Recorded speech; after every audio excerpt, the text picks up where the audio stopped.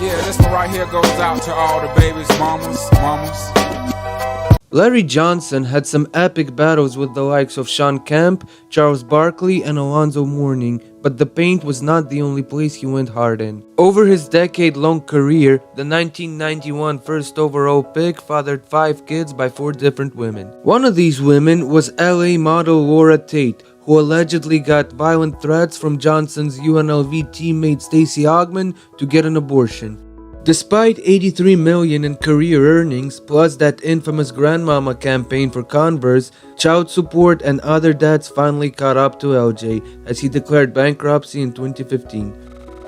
Royce White showed a lot of potential in the 2012 draft combine with his athleticism, huge hands, and willingness to pass. He was drafted 16th overall by Houston, but due to his fear of flying and other mental health issues, was immediately sent to the Rockets' D-League team, the Rio Grande Valley Vipers. During that season, he made more headlines than any D-Leaguer had any business making, after reports surfaced of him having fathered 5 children by 5 different women. One of them he allegedly knocked up in an RV and then blocked on Twitter after she told him she was pregnant. Another was reportedly given $20,000 by him for an abortion that she never went through with. White eventually made his way back to the NBA, averaging 3 minutes in 3 games with the Sacramento Kings in 2014 and doing absolutely nothing. This makes him the only player on this list with more baby mamas than career NBA points.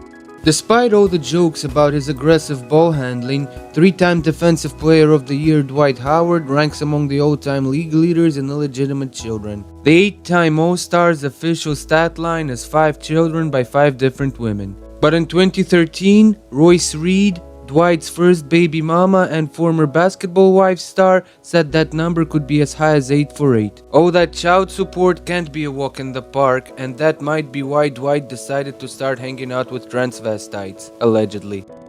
Juwan Howard spent 19 years with 8 teams in the NBA, earning an All-Star appearance in 1996 and 2 championships with the Miami Heat's Big Three.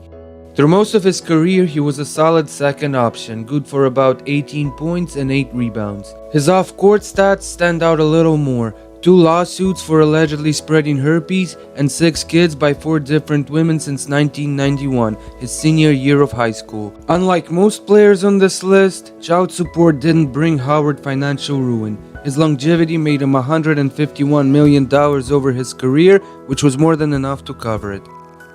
Scott Skiles was never an All-Star, never made an All-NBA team, and his coaching record is just below 500. What does stand out about him is that for 30 years and counting, he's held the record for most assists in a game with 30. Obviously, he was good at getting others involved, and off the court he assisted on 6 to 8 kids by an unknown number of women. No word on how much child support took out of him, but it was enough to make him go bold. At the beginning of his career, Kenny Anderson's future in the NBA looked very bright, averaging close to a double-double in points and assists and earning an All-Star appearance in 1994. That didn't quite pan out, but he still lasted a solid 14 years in the league. Unfortunately, his between-the-legs game was way too strong, as he fathered 7 children by 5 different women. The child support came at him very fast, and he was forced to file for bankruptcy in 2005, just as his last NBA contract expired, even though he made over $60 million over his career. He is now known as one of the NBA's biggest riches to rags stories, and at one point was quoted as saying that sometimes he almost wished he didn't have a penis. Sean Kemp is famous for sonning a lot of guys on the court and fathering a lot of kids off the court. His official stats are 7 kids by 6 different women, but rumors point to as much as 11 kids by 10 different women, a double-double. The stress of having so many kids is cited as a contributing factor to Kemp getting out of shape and the decline of his career in the late 90s and early 2000s, while the child support is likely the reason he attempted a few NBA comebacks.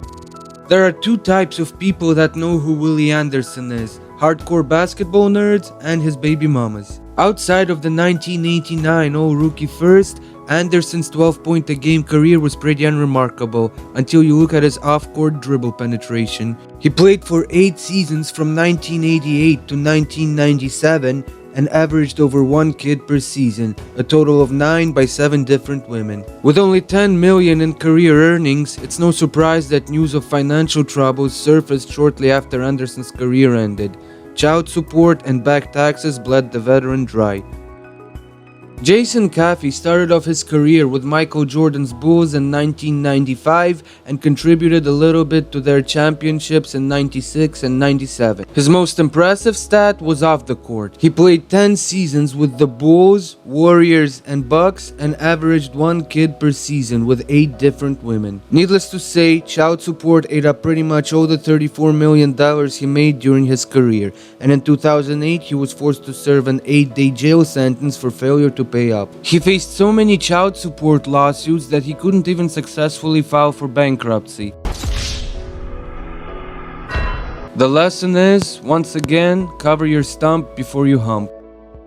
Despite being only 5'9", Calvin Murphy was good enough to spend all his 13 years with one team, the San Diego Houston Rockets. His jersey hangs right next to Moses Malone's at the Toyota Center, and in 1993 he became the shortest player to ever be inducted into the Naismith Hall of Fame. Shooting 48% for his career may look pretty good, but with a nickname like Pocket Rocket, you'd guess he was an even more efficient shooter off the court. And surely enough, he scored 14 kids by 9 different women over his career, making him the all-time leader by a wide margin.